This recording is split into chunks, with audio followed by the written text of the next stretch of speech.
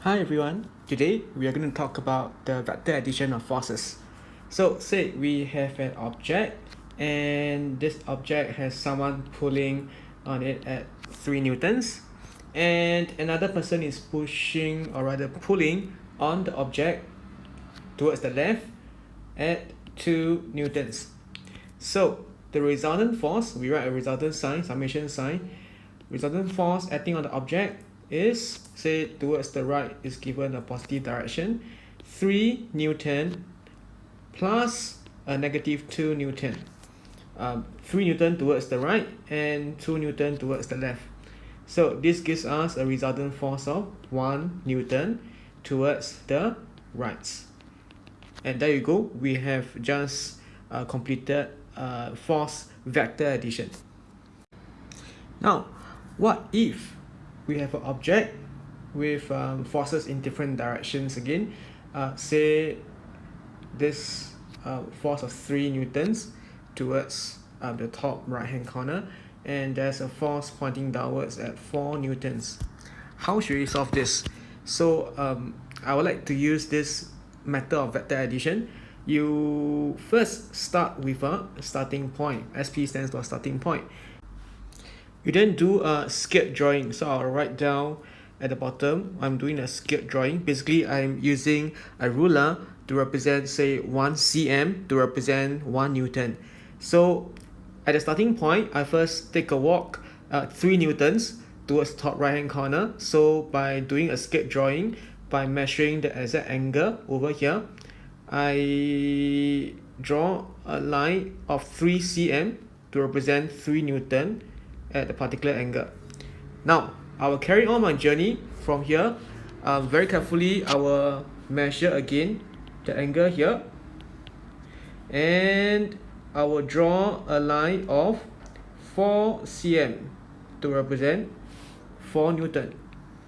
And the angles and the length of the two arrows must be carefully drawn because this is a sketch drawing.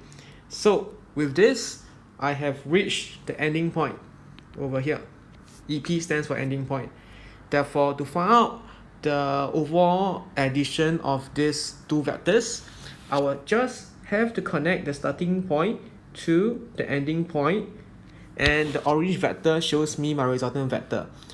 Because this is a sketch drawing, I am able to measure the length of this orange vector, and I'll be able to measure the angle of this orange vector also. So this is how we add vectors together in a graphical manner.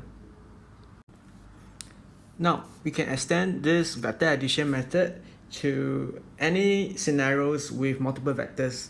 So say we have a third example, we have an object here, and this object is acted on by a vertical force of say 3 newtons and a horizontal force of say 4 newtons. So we are supposed to find the resultant force acting on this object.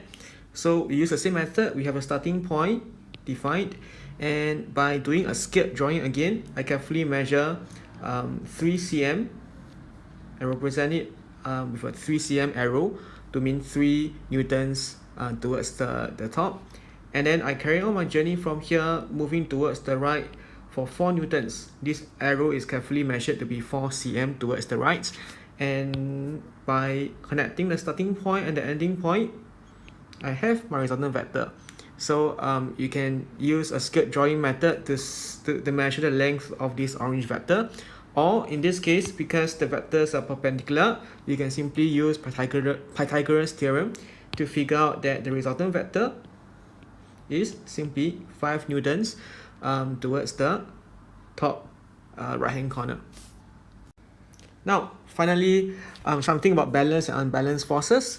When forces are balanced on an object, the resultant force, meaning if I sum up all the forces on the object, I will get 0 newtons. For an object that has balanced forces, if you try out the sketch drawing method, we realize that all the vectors, when you sum up, will basically form a closed loop, or what we call a closed polygon. So if you do a vector addition for all the forces and you end up with a closed loop or a closed polygon, you can then conclude that the forces are balanced. There is zero resultant force acting on the object. Alright, that's it for today. I will see you for the next video.